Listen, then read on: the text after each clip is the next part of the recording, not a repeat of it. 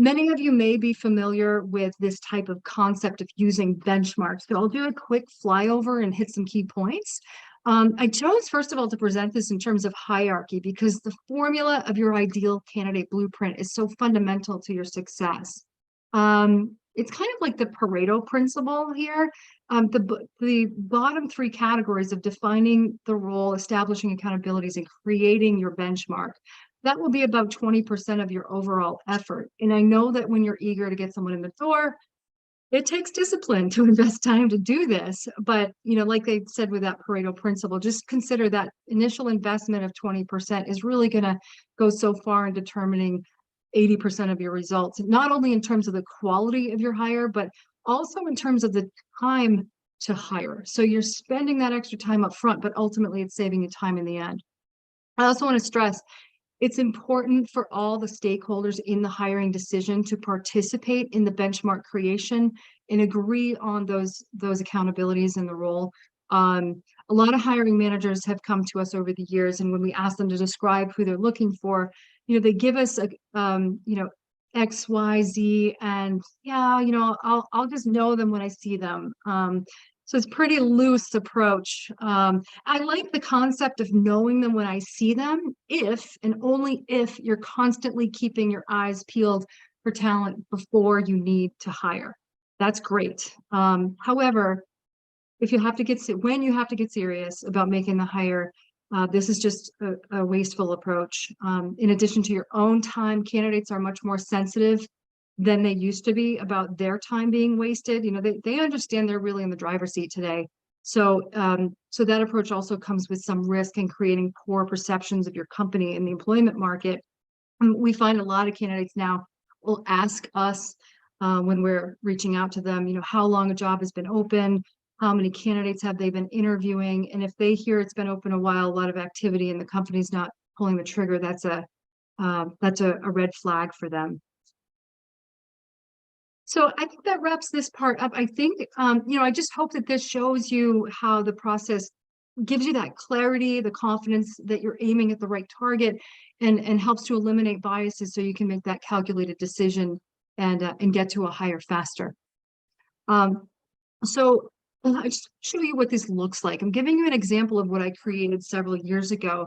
And the benchmarking process is 3 steps. So we start by brainstorming, or I'll say brain dumping, everything we can think of that is necessary, or we think is necessary for a person to bring to the table to qualify. Then we rank each one by a level of importance, and finally the amount of use. So those two factor together to give us a final ranking score that you can see over on the right-hand side. So this example is for one of our internal roles, and I just want to point you, just so you can understand the thought process with some of these items. I'll point you to employment law. It's about a third of the way down on the list. And you could see that the importance level was given a 3. So yeah, we're in the employment business. We have to know the law, but it's a 3 and not a 4 because we have backup resources. And so, that was the logic there.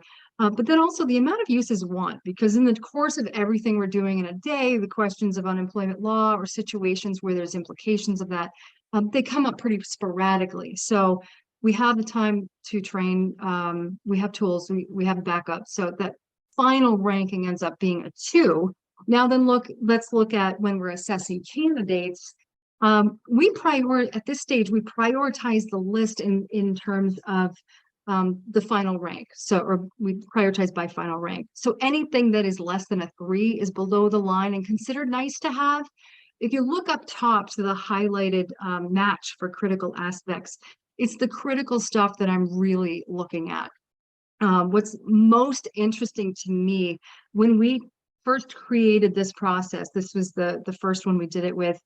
So when we created the benchmark, the original job description that we had emphasized requirements that didn't even make the list when we really dug deep and we analyzed the fundamentals of a successful candidate. So and this is what we were left with, which has been very, very successful for us since then. So I also would like to mention that we're still seeing some employers requiring X number of years experience However, broadly speaking, they seem to be more willing to concede on that. Whatever you do with that, I encourage you to question yourself to be able to defend. Why do you need that precise number or that range? If you can distill down the reasons or likely the skills that you presume a person would have acquired from that experience, it's better for you to be focusing on those specifics and stay open-minded to a broader swath of the labor pool. So keep in mind that 20 years of experience can show up as 1 year of experience 20 times. And on the other hand, an exceptionally talented person might bring more to the table than an experienced colleague. And those are the rising stars who are likely to be especially successful. So you don't want to miss those people. So just a little word of caution there for you. And just to quickly walk through as we wrap this part up, the assessment. So you see there's a self-assessment, and that is just the candidate basically completing a survey for us. The other assessment is a combination of surveys that we give references when we have calls with references. Could be indicators that we're getting from something like a predictive index or a DISC assessment, potentially hard skills assessments as well. So that's what's all lumped into there. And then finally, we have the interview assessment. And when possible, if we're talking about an item that is a personality attribute or something like that, we're using behavioral interview questions that specifically target that attribute. So we create the interview template, basically it's built off of the benchmark profile. So again, I hope you can see how this helps to kind of clarify perception of your ideal candidates, ensure your interviews are standardized per role so everyone is measured on the same basis, and just helps get everyone on the same page, eliminate those biases, and make a calculated decision.